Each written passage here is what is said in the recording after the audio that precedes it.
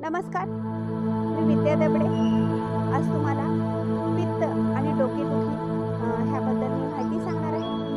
खूप साधं आहे हे पित्त आणि डोकेदुखी, पण ते आपल्याला एवढं त्रास देतं, की मग आपल्याला दिवस आपला त्याच्यामध्ये वाया जातो. त्याच्याकरता एकच करायचं आहे, काही आपण खाणार असू, बाहेरचं किंवा घरातलं, तर तुम्ही 1 तास किंवा 45 मिनिटं आधी पाणी पीत चला आणि नंतर खाल्ल्यानंतर 1 तास किंवा 45 मिनिटं नंतर पाणी प्या.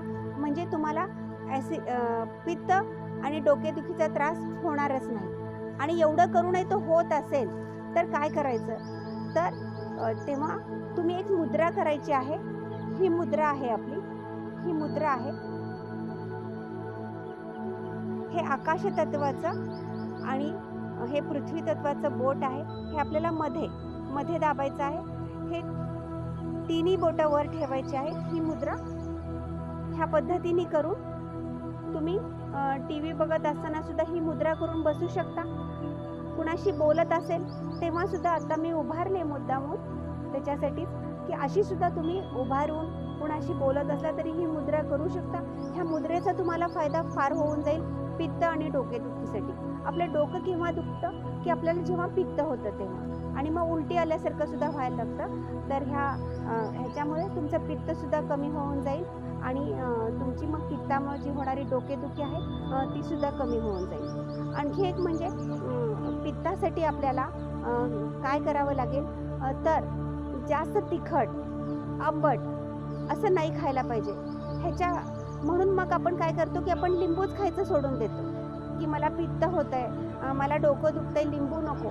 तर लिंबू तुम्ही रोज सेवन करत जावा. चला, लिंबाने कधीही पित्त होत नाही.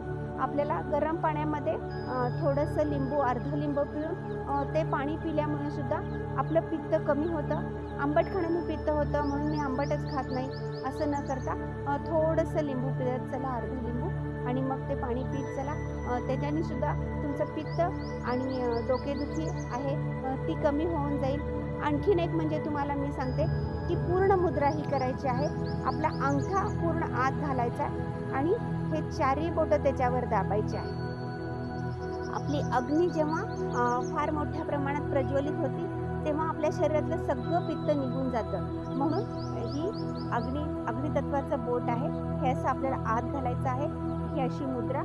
आणि ह्या स्थितीमध्ये तुम्हाला उभारून जरी केली तरी चालेल, आणि तुम्ही कोचवर बसून केली तरी चालेल, जमिनीवर बसून केली तरी चालेल. ह्या मुद्रेचा फायदा तुम्हाला पित्त आणि डोकेदुखीसाठी होऊन जाईल. धन्यवाद. ह्या चॅनलला सबस्क्राईब करा, लाईक